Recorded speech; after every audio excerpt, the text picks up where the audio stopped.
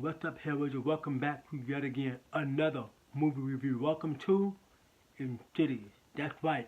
Today marks the beginning of reviewing every single one of these fucking films, and then we're gonna end that bad boy with a ranking, okay?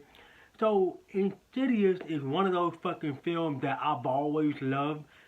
And I'm gonna be completely honest with you, this film still to this day, as a 32-year-old man, I literally just got done watching it. This movie still kind of gets under my fucking skin. This is the first time I watched this movie in a long ass time. I watched this movie probably like 4 or 5 times, and this is the first time I watched it in a long ass time. This movie is fucking creepy and scary as hell. But before I get into all the good, the bad, and the ugly, let me give you a little bit of plot of what this movie is about. This movie tells a story about a family moving to a new home, and they quickly realize that the house might be haunted. So, with the plot out of the way, I also want to say this video will contain spoilers, okay? If you haven't seen the first Insidious film, it's been out since 2010. If you haven't seen it, get the fuck out of here, go watch the film, and then come back here. Okay, you can watch it on Peacock, or you can watch it on Tubi TV. I believe Tubi TV. No. Just on Peacock.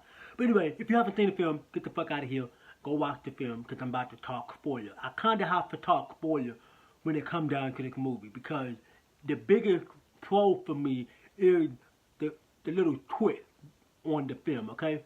So, with all that being said, let's dive into the first pro. So my first pro with this fucking film will have to be James Wan himself, the fucking director. The way he fucking liked this movie, direct this movie, the way he let everything unfold right in front of your face. I mean, this movie is so fucking phenomenal how it looked, especially at the time period. Everything looks all dark and like gritty. Everything looks all creepy and so eerie, and just the overall structure of the movie itself, like the story that he put you into with this family. I think he did a fantastic job. His directing is exactly what I most likely watch this movie for. And he is a fucking director that every time I see his name attached to a film, I'm instant glued, because I just love what this guy brings. He know how to shoot some horror films. He know what he wants you to see, and so on and so forth. Without his fucking directing in this film, I probably would still end up liking the film, but with just him behind that fucking camera, it just makes this movie like top of the fucking bell for me.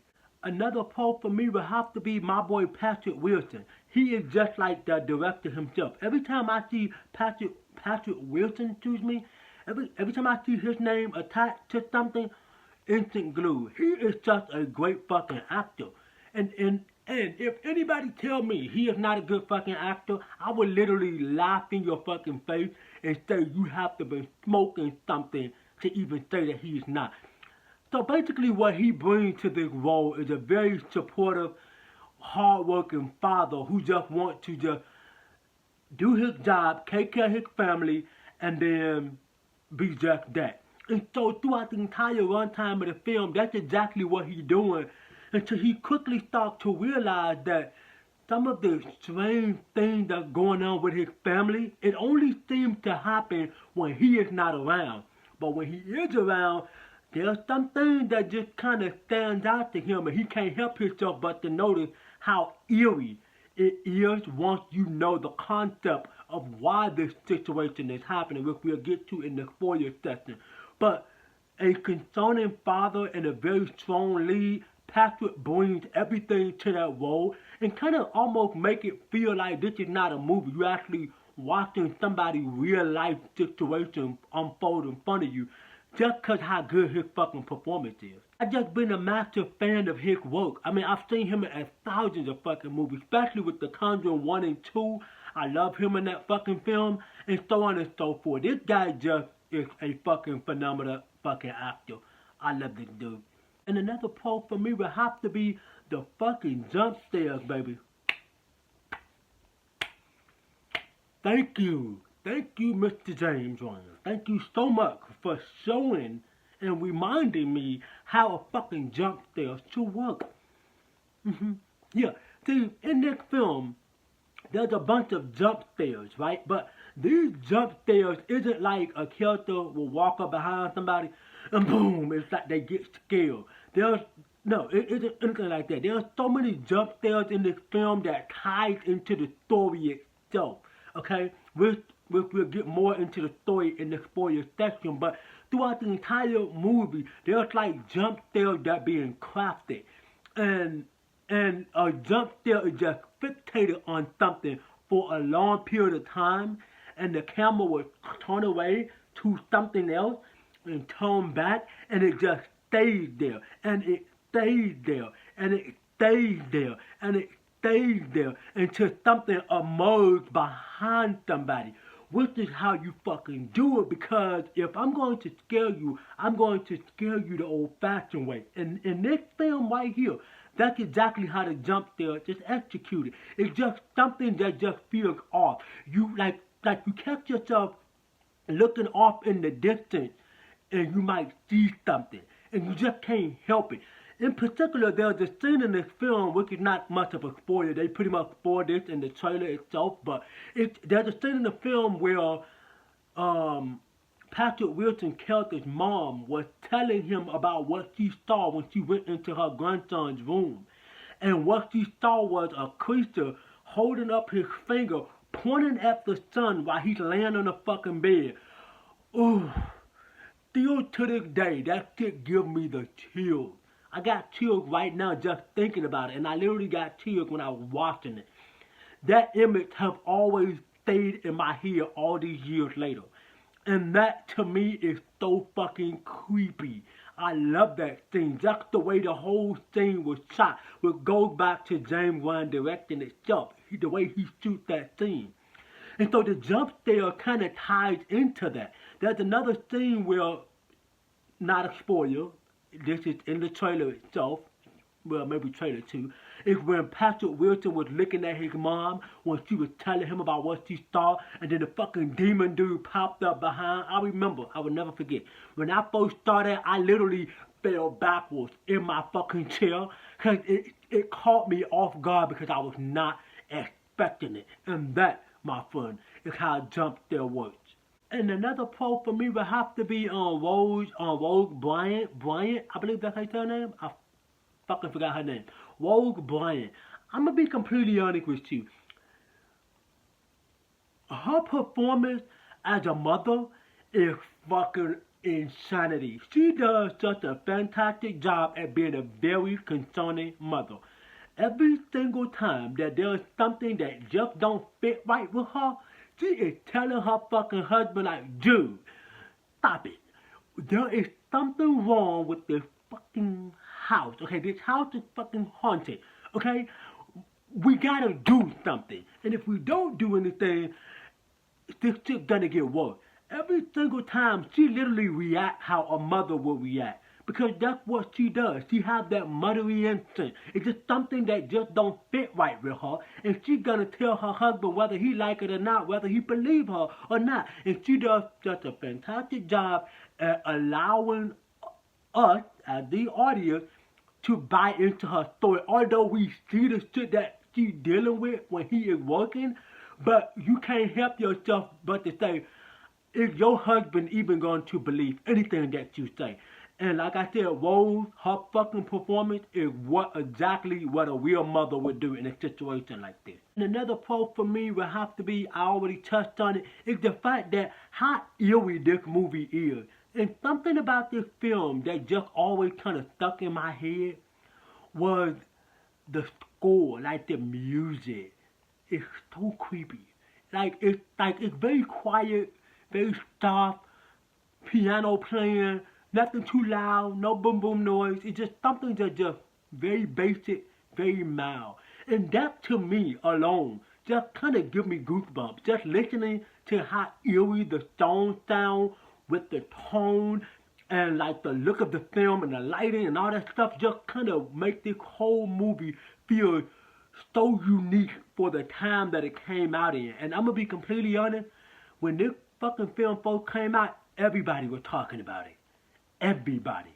Another pro for me would have to be the way this fucking film hold up with like putting stuff in the background and in the shadows and then like putting stuff in the corner, and it's not something where it pointed out to you. It's just that James trusted you as the audience, as the viewer, to catch it yourself.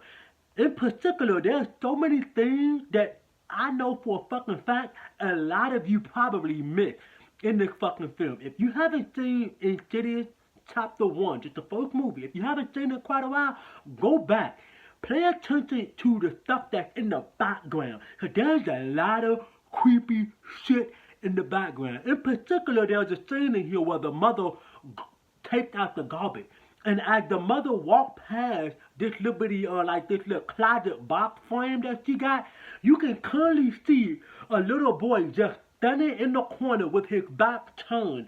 And I didn't notice that until one of my sisters told me, like, Tessa, go back and pay attention to behind her. And when I go back, holy shit, I saw it. And in that same scene, as the mother goes outside to throw the garbage away, she looked into the house and she could see a little boy fucking dancing and shit. And it's so creepy knowing the fact that that was the same little boy that was in the fucking corner. This movie is fucking creepy as hell. I'm getting freaked the fuck out right now just even memorizing what I'm talking about, and then as well as just getting done walking. Oh my god, this movie's still creepy. And another pro for me will have to be my girl, Lindsay. I'm a massive fan of Lindsay. I watch damn near every fucking movie that she ever played in.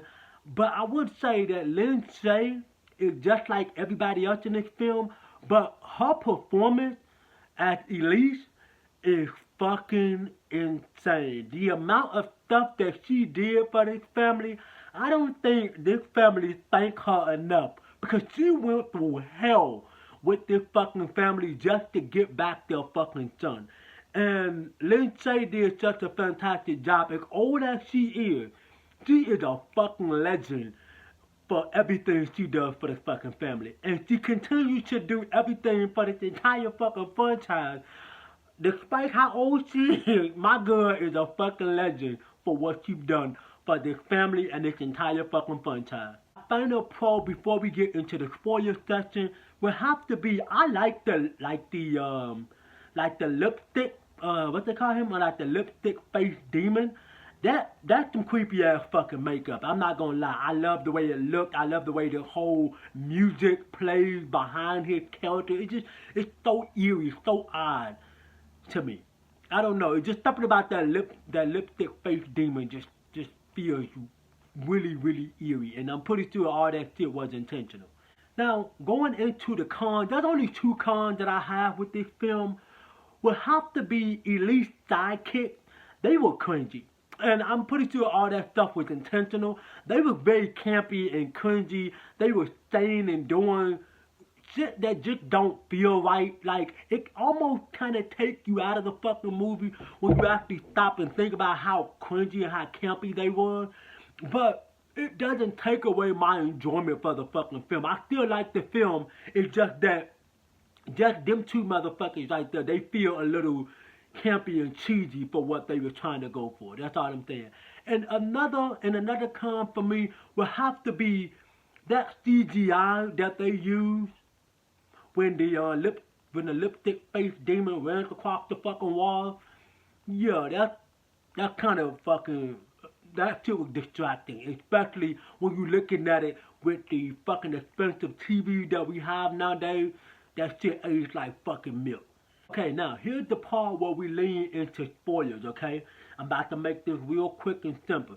So, as the mother starts to realize that she believes that the house is haunted, so her husband finally believed all the stuff that she was saying. And so he said, okay, fine. Even though I don't want to do this movie anymore because we already fucking did it.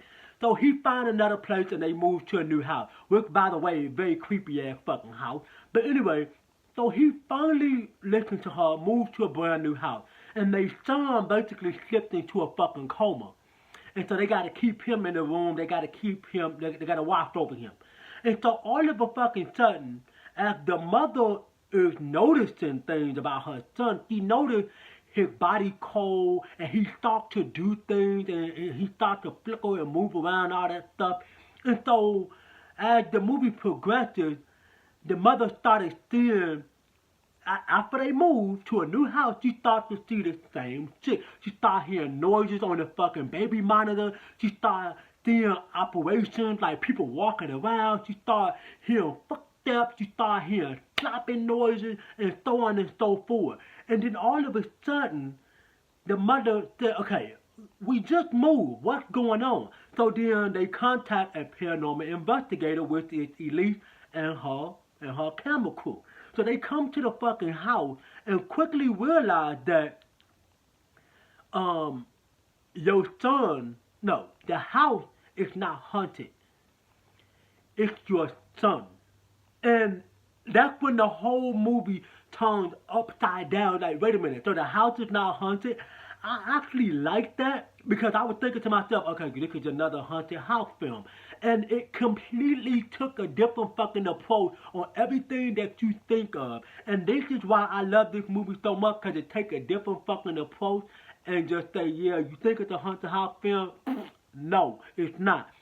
So Elise goes to the other side. But the only way to get the son from the other side, it has to be somebody there that he trusts and knows. And that's where his dad comes in there. Because his dad has been in that situation before when he was younger. So the dad goes and gets the son back. And as the dad goes to the other side, he brings his son back. And right at the end of the movie, that's when Elise realized something. She realized that the dad isn't himself. The dad is actually somebody else from the other side. So Elise takes the picture. As soon as she takes the picture, that's when she realized, you from the other side. He was the old lady. So after the dad realized what she did, taking the picture, he literally strangled her and choked her out. And that's when the mother walked back in. His wife walked back in and see what happened. And the movie cut. That's where we lead into part 2. I'm going to be completely honest with you. This movie goes in wire fucking directions at that end. It's a lot happening. But I love this fucking movie for that. When I fucking saw that ending for the first time, I would never forget. My jaw was like, what the fuck did I just see? My overall thought is that the first Insidious film from 2010 is a fucking blast to watch. It's fucking blast. This movie gets a fucking A+ for me. I love this fucking film. So HELLRAISERS, that's pretty much gonna wrap up your review for the first ever Insidious film. Make sure you stay tuned for all the other ones leading to that ranking video. I hope to catch you HELLRAISERS in my next video. But remember, drop a like on the video, subscribe to the channel, and turn on that fucking bell notification so that when I drop another lit video for the channel, you'll be the first ones to get it. And I hope to catch you in the next video. Remember, stay creepy, stay spooky, and I'll see you in the next one. Peace.